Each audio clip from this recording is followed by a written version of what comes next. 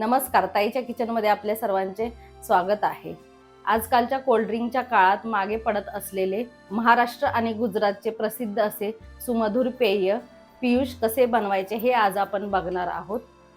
पियुष आणि लस्सी या दोघांमध्ये काय फरक आहे हे तुम्हाला जर जाणून घ्यायचे असेल तर व्हिडिओ तुम्हाला स्किप न करता शेवटपर्यंत बघावा लागेल।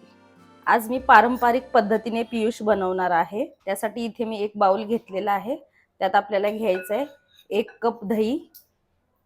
हे दही घट्ट घ्यायचं आहे आणि शक्यतो कमी आंबट असलेलं दही घ्यायचं आहे। हे दही मी घरीच लावलेलं आहे। दही कसे लावायचे ह्याची पण व्हिडिओ आपल्या चॅनलवर आहे। आणि अर्धा कप इतकं केशर वेलची श्रीखंड घ्यायचं आहे।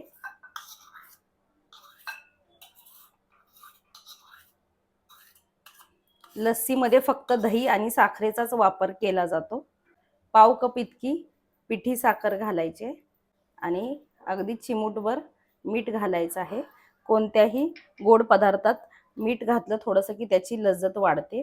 आता दही, श्रीखंड आणि पिठी साखर घातल्यावर थोडंसं आपण रवीने हे घुसळून घेऊयात। मी इथे पारंपरिक पद्धतीने करते म्हणून रवीने करते। तुम्ही हे सर्व जिन्नस डायरेक्ट ज्युसर मध्ये घालून पण 5 मिनिटात हे पियुष बनवू शकता। अशा प्रकारे हे श्रीखंड, दही आणि पिठी साखर मी चांगलं असं मिक्स करून घेतलेलं आहे। इथे 2 कप इतकं थंड पाणी मी ऍड करते आणि पुन्हा एकदा आपण हे चांगलं असं घुसळून घेऊयात। लस्सी ही खूप दाटसर असते, त्याच उलट पियुष एकदम असं थोडंसं पातळ असतं।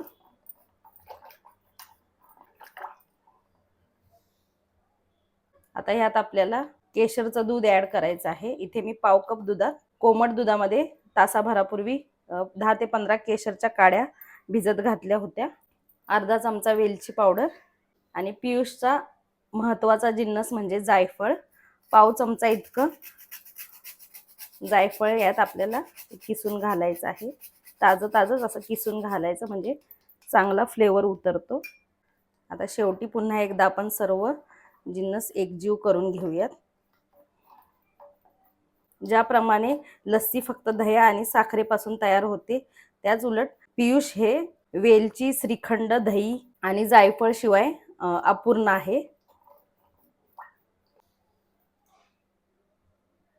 इथे तुम्ही बघू शकता अशा प्रकारे पियुषची कन्सिस्टन्सी असते। आणि लस्सी तर तुम्हाला माहीतच आहे, काही वेळा आपल्याला इतकी घट्ट असते की ती चमच्याने खावी लागते। आपलं सुमधुर असं थंडगार पियुष तयार झालेलं आहे। आता आपण सर्व करूया।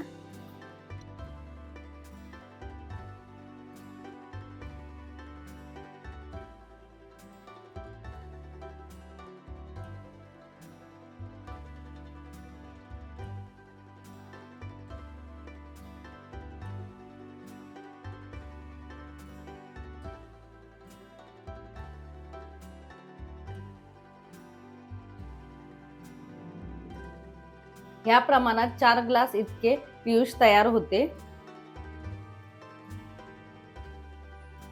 मस्त असे आंबट गोड आणि जायफळाची चव तर खूप भारी आलेली आहे या पियुषला। तुम्ही पण ह्या उन्हाळ्यात मुलांना कोल्ड ड्रिंक देण्यापेक्षा अशा प्रकारे हे आपले पारंपरिक आणि पौष्टिक पियुष मुलांना प्यायला द्या। आणि तुम्हाला माझी व्हिडिओ कशी वाटली ते कमेंट करून सांगा।